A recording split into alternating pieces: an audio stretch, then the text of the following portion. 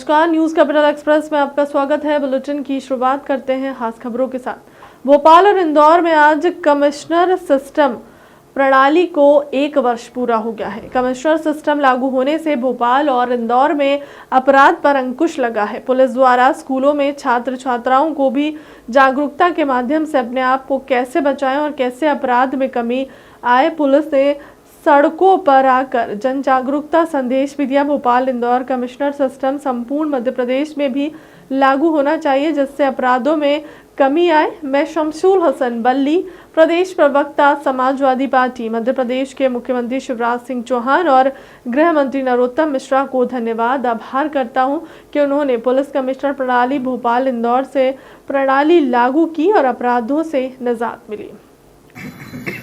Bhopal police प्रणाली commissioner प्रणाली आज से 1 वर्ष पूर्व लागू हुई थी। मुख्यमंत्री शिवराज सिंह चौहान ने बड़े बड़े वो दिखाए थे वादे, तो उनसे कितना अमल हुआ है आप बता सकते? देखिए, जो सबसे पहले तो मैं पुलिस को बधाई दूंगा।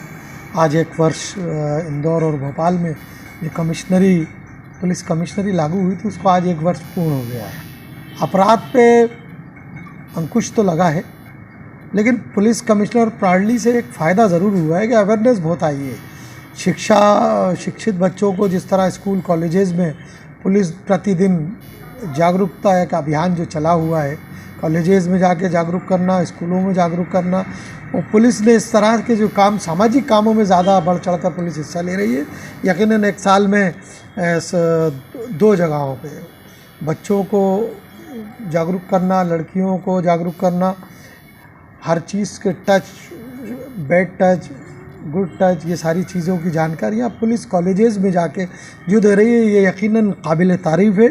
मैं मध्य प्रदेश के मुख्यमंत्री को, प्रदेश के गृह मंत्री जी को और Indore commissioner, Bhopal police commissioner को और तमाम आला पुलिस अधिकारियों को, डीजीपी साहब को, सबको मैं मध्य प्रदेश समाजवादी पार्टी के प्रवक्ता की हैसियत से मुबारकबाद देता हूँ कि इसी तरह अगर ये अवेयरनेस का काम पुलिस सड़कों पर आकर सामाजिक काम जो पुलिस कर रही है, इससे 1 साल पहले पुलिस के जो काम करने का तरीक़ा था वो एक अलग था, लेकिन जब से ये कमिश्नरी लागू हुई है काफ़ी अच्छे से काम हो रहा है इसलिए मैं मुबारकबाद देता हूँ तमाम भोपाल जिला पुलिस को, इंदौर की जिला पुलिस कमिश्नर को, भोपाल कमिश्नर को, तमाम आला अधिकारियों को, प्रदेश के गृह मंत्री जी को, माननीय मुख्यमंत्री जी को। जिस तरह भोपाल इंदौर में आपने कमिश्नरी लागू की थी, आज हमें आवश्यकता है कि जबलपुर में अपराध बहुत हो रहे हैं, ग्वालियर में अपराध हो रहा है, बड़े शहरों में भी पुलिस कमिश्नर प्रणाली लागू होना चाहिए।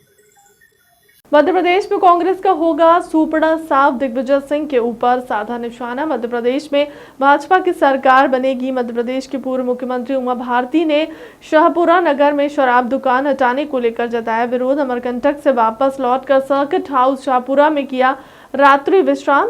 भाजपा के कार्यकर्ताओं ने किया स्वागत। राहुल लोधी के नवाचार निर्वाचन शून्य होने पर उमा भारती ने हाईकोर्ट के निर्णय का किया समर्थन। सामने तिरंगा फहरा रहा है, तिरंगा 100 मीटर की भी दूरी पर नहीं है और स्कूल 50 मीटर की भी दूरी पर नहीं है। 50 मीटर से भी कम दूरी है स्कूल की और शराब की दुकान की, और सामने तिरंगा है। और यहाँ पर कंपोजिट यानी देशी भी छक्के पियो और विदेशी भी छक्के पियो। मुझे पता लगा है कि सीएम साहब भी निर्देश दे गए थे इसको बंद करने का, लेकिन उनके निर्देशों का भी पालन नहीं हुआ। मैं आज चेतावनी दे के जा रही हूँ, ये शराब की दुकान सारे नियमों का उल्लंघन कर रही है। स्कूल भी है, तिरंगा ध्वज भी है। तिरंगा ध्वज 100 मीटर के दायरे में है और स्कूल 50 मीटर के भी दायरे से कम है। ये दुकान बंद हो जानी चाहिए, नहीं तो मैं स्वयं सारे काम छोड़ के यहाँ आ जाऊँगा और एक उदाहरण प्रस्तुत होगा। और इसलिए मैं चाहती हूँ कि ये बात मैं खुलेआम बोलूं और ये बात हमारे मुख्यमंत्री जी और राज्य शासन के पास में भी पहुंचनी चाहिए कि उनके भी आदेशों का उल्लंघन होता है, वो दुकानें शराब की चलती हैं। आज मैं यहाँ से निकल रही हूँ। अमरकंटक में 1 महीने का मेरा प्रवास रहा और बहुत मैं आनंद के साथ में रही। मुझे बहुत दुख हुआ ये जान करके कि बीच बाज़ार में ही यहाँ एक ऐसी शराब की दुकान है जिससे स्कूल भी लगा हुआ है और लोग भी बिल्कुल 50 मीटर के भी दायरे से दूर नहीं हैं। सारे नियमों का उल्लंघन करके नर्मदा के किनारे के किसी कस्बे में इस तरह से शराब की दुकान होना हमारे लिए बहुत दुर्भाग्यपूर्ण है। और मुझे ये और दुखद जानकारी हुई है कि सीएम साहब निर्देश दे गए थे कि इस दुकान को नहीं होना चाहिए, फिर भी उनके निर्देशों का उल्लंघन हुआ है। और इसलिए मैं इस बात को वीडियो के द्वारा सबको बता रही हूँ और मुझे विश्वास है कि मैं शिवराज जी की जानकारी में भी अभी रात तक ये बात ले आऊँगी। दीदी, मध्य प्रदेश में चुनाव है 2023 में, मध्य प्रदेश में आपकी क्या भूमिका रहेगी कि आप चुनाव लड़ेंगे? मध्य प्रदेश में मेरी भूमिका वो रहेगी जो यहाँ सरकार बनाने के लिए होगी, क्योंकि हम फिर सरकार बनाएंगे, प्रचंड मतों से सरकार बनाएंगे। कांग्रेस का यहाँ सफाया हो चुका है, कांग्रेस के पास कोई चुनाव प्रचार करने के लिए नहीं बचा है।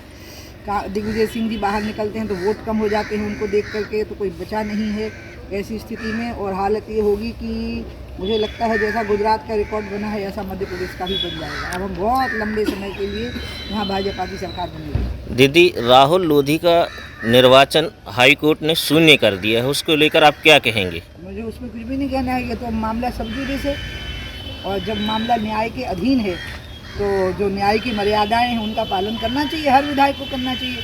और मेरे लिए अब कोई परिवार रहे नहीं, आप ही लोग मेरा परिवार हो, सभी लोग, पूरा संसार। इसलिए मैं परिवार के नाते कोई टिप्पणी नहीं कर रही हूँ, मैं एक विधायक के नाते टिप्पणी कर रही हूँ कि मामला कानून के अधीन है, कानून जो फैसला करेगा उसको हम सबको स्वीकार करना चाहिए, हम सब। मध्य प्रदेश कांग्रेस कमेटी के अध्यक्ष कमलनाथ पूर्व मुख्यमंत्री के निर्देश पर समूचे प्रदेश में जिला कांग्रेस मुख्यालय और ब्लॉक कांग्रेस कमेटियों द्वारा संयुक्त प्रगतिशील गठबंधन की चेयरपर्सन और अखिल भारतीय कांग्रेस की पूर्व अध्यक्ष सोनिया गांधी का जन्म दिवस 9 दिसंबर को पूरी श्रद्धा, उत्साह और उमंग के साथ मनाया। कार्यक्रम में मुख्य रूप से चंद्र प्रभाष शेखर, उपाध्यक्ष संगठन प्रभारी मध्य प्रदेश कांग्रेस कमेटी और पूर्व जनसंपर्क मंत्री बीसी शर्मा उपस्थित रहे।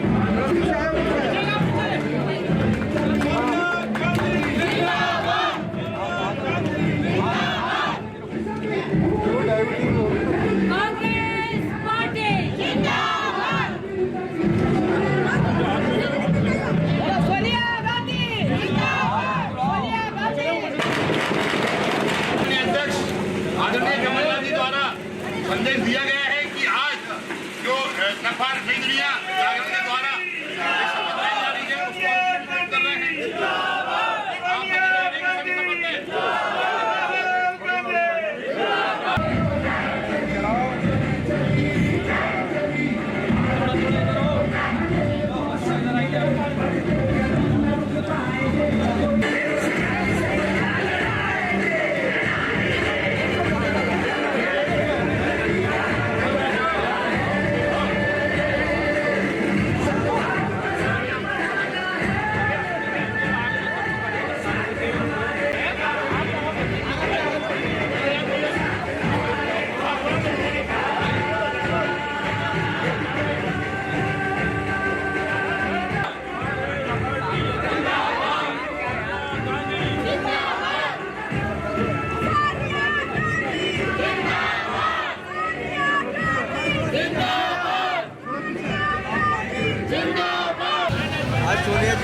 आज सोनिया गांधी जी कांग्रेस की पूर्व अध्यक्ष, यूपीए के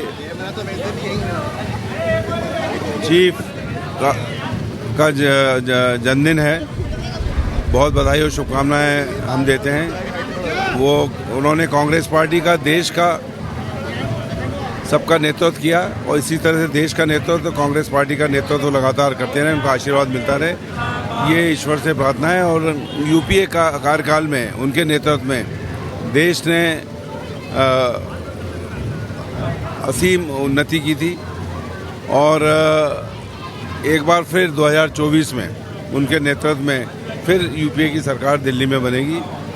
और आज पूरा परिवार सोनिया जी का जयपुर में है।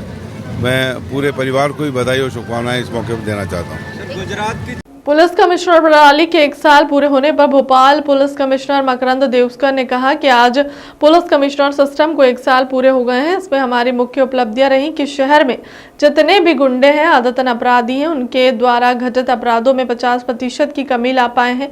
शहर में जितने नए अपराध बनप रहे हैं, पिछले साल 650 अपराधी हमारे सिस्टम में लगातार जोड़ रहे हैं, वह मात्र 279 है। पिछले साल आदतन अपराधियों ने करीब 2500 घटनाओं को अंजाम दिया था, वह भी सिर्फ 1300 पर सिमट गए हैं। और इसके साथ ही हमारी उपलब्धि रही है कि साइबर अपराध में हम पिछले साल के मुकाबले 3 गुना राशि हम बरामद कर पाए हैं। साथ ही 2018 में घर से गए बच्चों को रिकवर करने में 70 दिन लग गए थे, को रिकवर कर पाए हैं। ये कुछ हमारी उपलब्धियां रही हैं। साइबर अपराध निश्चित ही लगातार बढ़ रहे हैं और साइबर अपराधों में जैसा कि मैंने अभी बताया कि हम लोगों ने जितने भी नए टाइप के जितने भी अपराध हैं उसमें हम पकड़ने में सफल हो पाए हैं। लेकिन अभी हमारी जो इस साल हमारी जो स्ट्रेटेजी थी उसमें ये था कि हम लोगों ने डीसीपीज के अंडर में साइबर सेल गठित किए थे, जिससे वो ओटीपी फ्रॉड पहले किसी ज़माने में बहुत वो माना जाता था, लेकिन अब बहुत कॉमन हो गया है।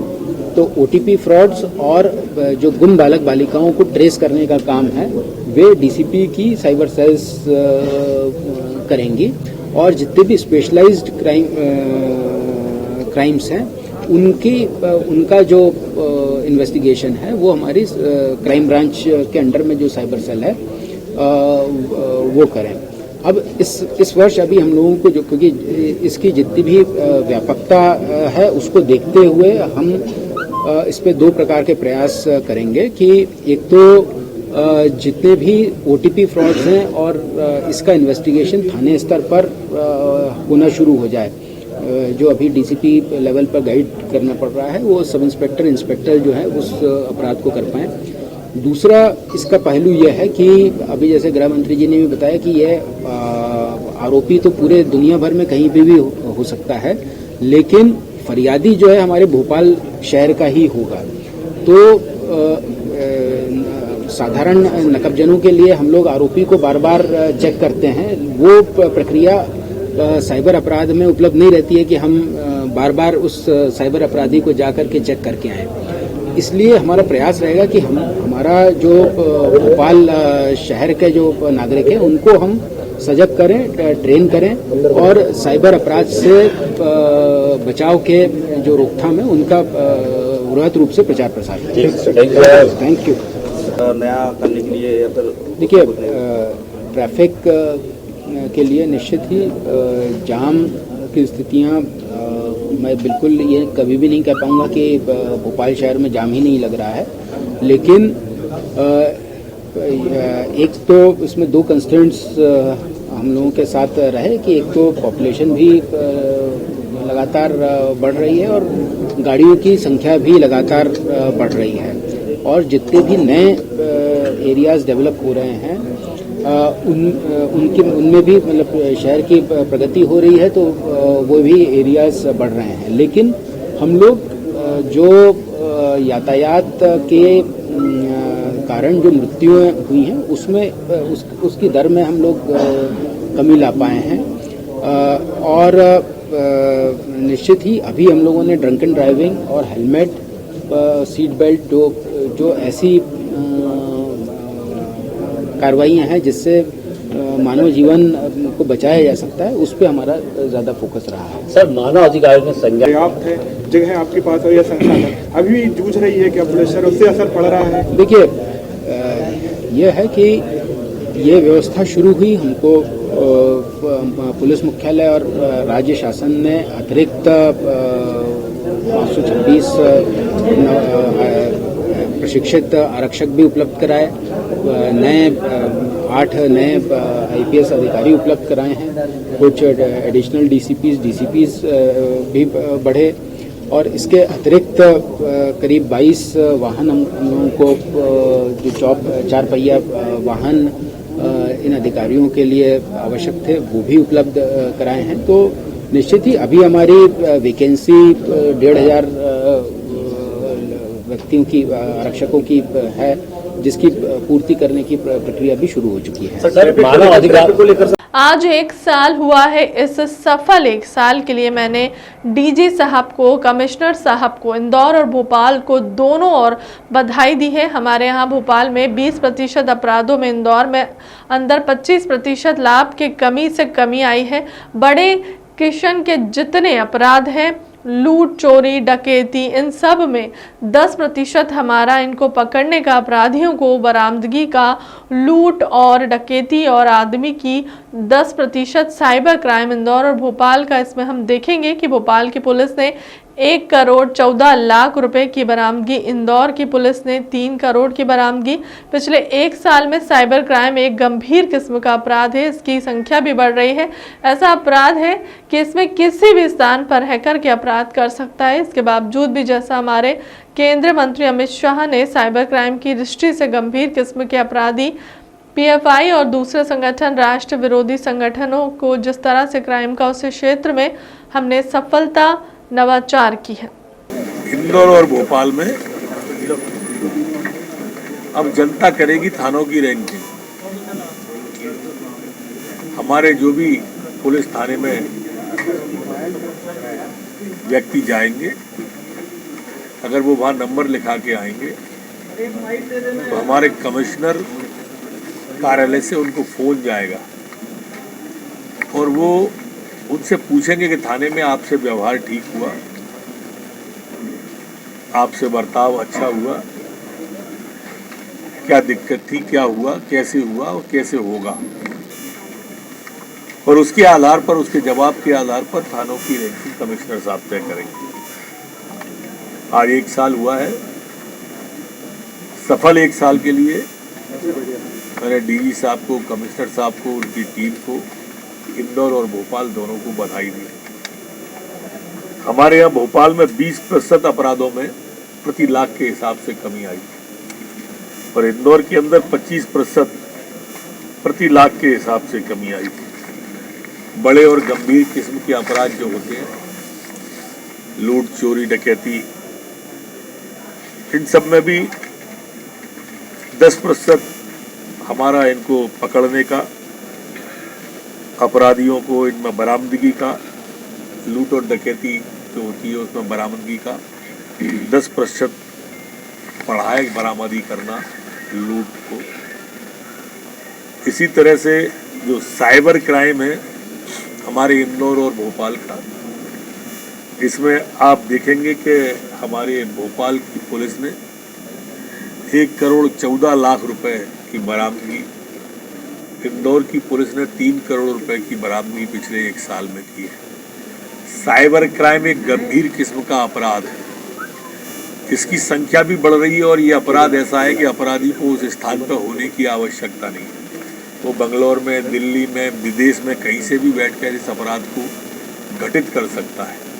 इसके बावजूद भी, जैसा हमारे केंद्रीय मंत्री अमित शाह जी ने हमें साइबर क्राइम की दृष्टि से गंभीर किस्म के अपराधी पीएफआई और दूसरे संगठन, राष्ट्र विरोधी संगठनों ने जिस तरह से इस क्राइम का उपयोग किया है, उसके क्षेत्र में भी हमने आशातीत सफलता और नवाचार कई अनेक प्रकार के किए हैं।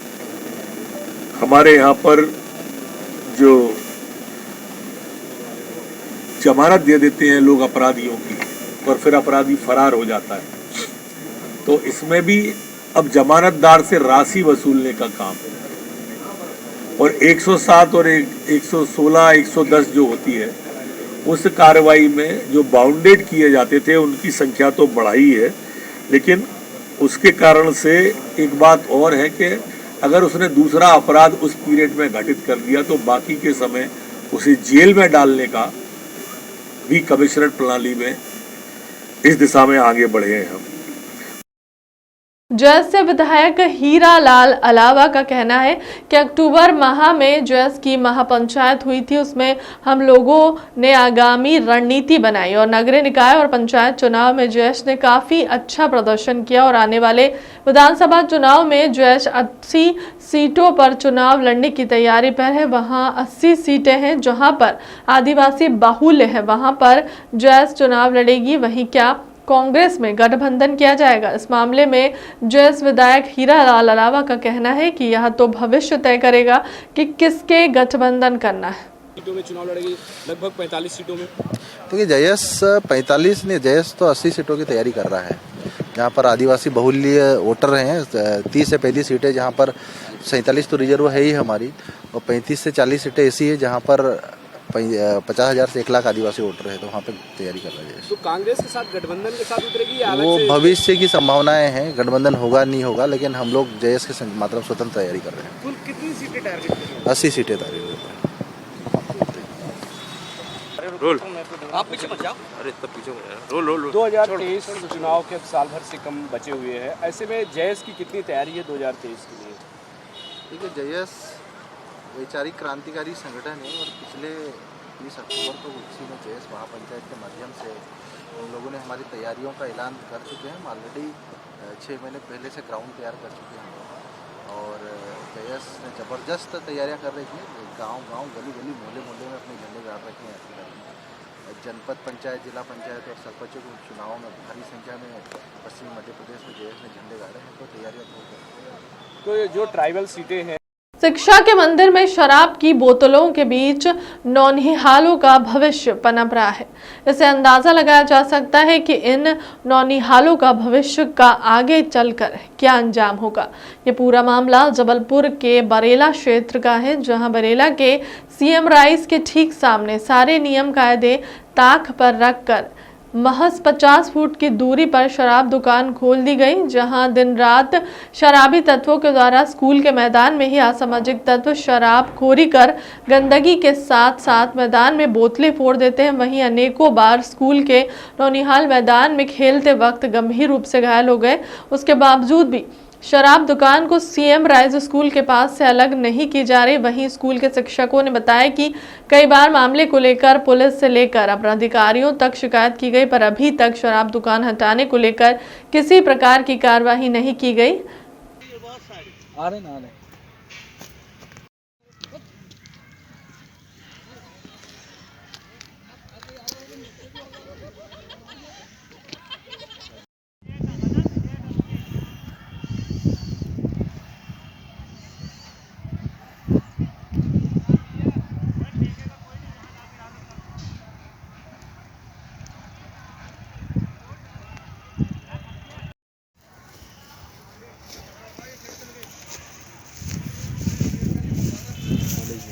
ऐसे बियर फेंकते हैं सर, वाटर फोड़ के।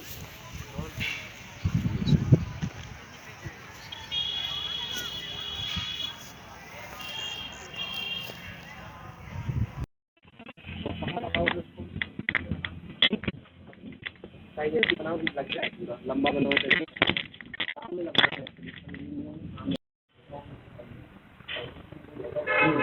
हमारे सीएम राइस विद्यालय बरेला में बाउंड्री वाल से लगा हुआ कुछ दूरी पर ही शराब कलारी की दुकान है। तो यहाँ पर असामाजिक तत्व जो है काफ़ी कुछ यहाँ पर आते हैं और रात में यहाँ पर काफ़ी कुछ गंदा करके जाते हैं। उसकी शिकायत भी मैंने यहाँ पर थाने में की है और दिन में भी यहाँ पर लोग बाग आते हैं, तो उसकी शिकायत भी हमने आइडेंटिफाई करके थाना प्रभारी को दिया है। लेकिन यदि इस प्रकार से माहौल रहेगा तो विद्यालय का माहौल भी ख़राब होगा, क्योंकि ये सीएम राइस स्कूल हमारे माननीय मुख्यमंत्री जी की बहुत बड़ी योजना है। तो मेरा ये कहना है कि यदि कलारी जो है यहाँ से अलग हो जाए या सभी तत्व का आना यहाँ बंद हो जाए तो स्कूल काफ़ी अच्छा इसका प्रभाव पड़ेगा और बच्चों में संस्कार भी अच्छे पड़ेंगे। ये ग्राउंड में कांच भी पड़े हुए हैं, ये कांच की बोतलें जो है ये लोग फोड़ के जाते हैं और यहाँ पर सिक्योरिटी गार्ड को वो लोग दम भी देते हैं। तो इसकी मतलब की जानकारी थाना प्रभारी को दी है। एक समय मैंने यहाँ पर 100 को भी बुलवाया था, तो उन्होंने भी इस चीज़ को देख के उन्होंने इस बात पर एतराज़ जताया था। उसके बाद से बीच बीच में कभी कभी रात में यहाँ पर असामाजिक आते हैं और दिन में भी आते हैं, तो हमारे यहाँ पीटीआई जो है और टीचर्स जो हैं वो उनको यहाँ से अलग करते हैं। जबलपुर के ग्राम कसही पनागर में बजरेंद्र प्रजापति उर्फ बिज्जू की अपने ही पिता की हत्या का आरोपी निकला, जिसने पहले तो पिता मुन्ना लाल पर चाकू से हमला किया, फिर जब वे गिर गए तो उसे पैर से गला दबाकर मार दिया। पुलिस ने इस मामले में आरोपी बजरेंद्र को गिरफ्तार कर अंधे हत्याकांड का पर्दाफाश कर दिया है, जिसके संबंध में जानकारी देते हुए एएसपी गोपाल खंडेल ने बताया कि मृतक मानसिक रूप से अशक्त था, जो घर में सोते उठते अचानक नृत्य किया कर देता था। मृतक मुन्ना लाल प्रजापति द्वारा की जाने वाली गंदगी बेटा ब्रजेंद्र ही साफ करता था। आए दिन गंदगी साफ किए जाने से ब्रजेंद्र परेशान हो गया था और 26 नवंबर को उसने योजनाबद्ध तरीके से अपने पिता को मौत के घाट उतार दिया, लेकिन पुलिस कथनों के दौरान वो पुलिस के संदेह के घेरे में आ गया और कड़ी पूछताछ में सब कुछ उगल बैठा। थाना पनागर क्षेत्रांतर्गत ग्राम कसही में दिनांक 26 नवंबर को की शाम को एक सूचना प्राप्त हुई थी थाने पर कि एक अज्ञात व्यक्ति रोड के किनारे पड़ा हुआ है। सूचना प्राप्त होने के पश्चात थाना पनागर की पुलिस मौके पर गई थी और उन्होंने आसपास के लोगों को बुलाया था, तो लोगों ने देखकर उन्होंने पहचान किया कि ये मुन्ना लाल प्रजापति है, ग्राम कसरी का निवासी है। मुन्ना लाल प्रजापति, जिसकी उम्र 55 वर्ष बताई गई है, ये मड़ई ग्राम में एक ट्रेडर्स में एक दुकान में प्रतिदिन सुबह काम करने जाते थे और शाम को ये वापस रास्ते से पैदल ही अपने घर जाते थे। जब वो पैदल अपने घर जा रहे थे ग्राम काशी, इसी दौरान वहाँ पर काफ़ी पेड़ लगे हुए जिससे अंधेरा भी था। वहाँ किसी अज्ञात व्यक्ति के द्वारा उसके गले में और चेहरे में धारदार हथियार से चोट पहुंचाकर उसकी मृत्यु कारित की गई, ये मौके पर पाया गया। इस आधार पर थाना पनागर में हत्या का केस अज्ञात व्यक्ति के विरुद्ध पंजीबद्ध किया गया और फिर अज्ञात आरोपी की तलाश की गई। तलाश के दौरान ये पता चला कि मृतक का बेटा ब्रजेंद्र प्रजापति, उम्र करीब 21 वर्ष का, इसने अपने कथन में ये बताया था कि ये भेड़ाघाट की ओर जा रहा था, ये ड्राइवरी करता है और भेड़ाघाट में था। उस दौरान इसको जानकारी मिली अपने पिता की मृत्यु की, तब वह वापस आया, ये उसने अपने कथन में बताया था। किंतु जांच में पाया गया, गांव के लोगों ने बताया कि ये यही गांव में ही देखा गया था और घर पे ही में भी देखा गया था। तो इस आधार पर उससे पूछताछ की गई, तो पूछताछ पर फिर उसने स्वीकार किया कि उसने झूठ बोला था और उसने स्वयं ने उसके पिता की हत्या की है। इसके पीछे कारण उसने यह बताया कि उसके पिताजी अशक्त थे और कई बार अशक्त होने के कारण बिस्तर गंदा कर देते थे और उनको उसकी सफाई करनी पड़ती थी, जिससे वो परेशान थे। इसके साथ ही साथ वो विवाद भी करते थे। ये सब बातें उसने बताई। तो उस दिन घटना के दिन उसने परेशान होकर उसने फिर ये अपने पिता की हत्या की घटना को अंजाम दिया, ये उसके द्वारा बताया गया। हत्या करना उसने स्वीकार किया है और इस आधार पर उसकी गिरफ्तारी की गई है और आगे वैधानिक कार्रवाई की जा रही है। अब तक की खबरों में इतना ही। बने रहे हमारे साथ। नमस्कार।